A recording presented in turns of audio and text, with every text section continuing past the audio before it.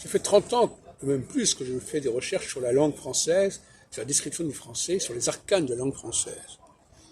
Je crois avoir trouvé aujourd'hui quelque chose qui m'avait complètement échappé, à savoir qu'il y a 10 consonnes, il y a 2 groupes de 10 consonnes, plus 6 voyelles, constituant les 26 lettres de l'alphabet français.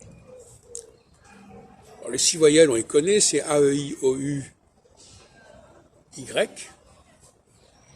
Et les 10 consonnes, alors il y a 2 groupes de consonnes, celles qui se marient avec une apostrophe et celles qui ne se marient pas avec une apostrophe.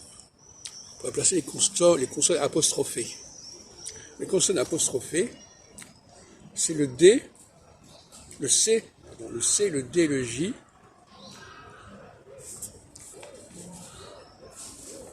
le M, le N, le Q, le S, le T et le R. Ce sont des consonnes qui sont souvent suivies d'une autre consonne et qui sont extrêmement utilisées en français. Je te veux, je me plains, il y a toujours une apostrophe quelque part. Je ne sais pas, qu'est-ce que c'est? Et ce qui est intéressant, c'est qu'en anglais, ils ont parfois aussi des apostrophes, mais c'est uniquement pour les négations. I don't want, par exemple, isn't it? Mais la négation comporte le N, apostrophe. Donc c'est la seule consonne que j'ai utilisée du français, c'est le N apostrophe. Comme genre, par exemple, je ne veux pas, je ne sais pas.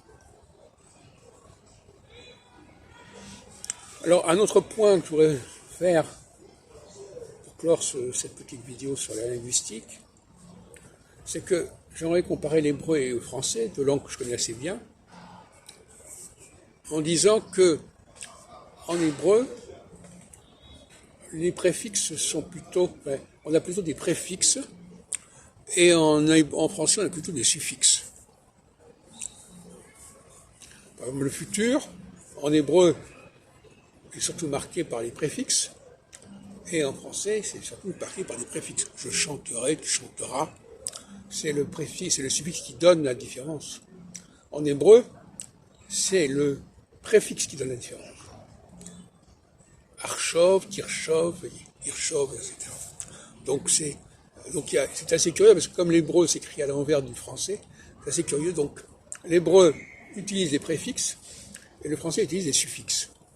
Mais dans les deux cas, ce sont deux langues qui utilisent le shva, ce sont des langues à affixes. Elles utilisent chacune à leur façon. Par exemple, Rochev, je veux dire penser, devient l'archov à l'infinitif, si on veut. Et donc, de même que Gadol devient Gdola,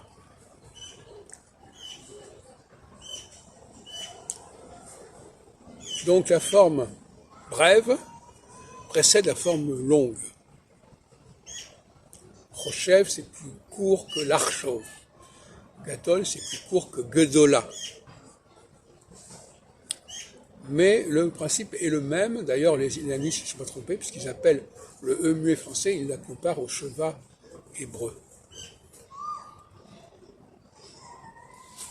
Alors, il faut distinguer, pour terminer, entre le sheva qui a une valeur morphologique, c'est-à-dire qui sert à décliner le verbe, et les autres formes qui sont uniquement lexicales et qui n'ont pas de valeur morphologique, qui ne sont pas liées à des préfixes ou des suffixes.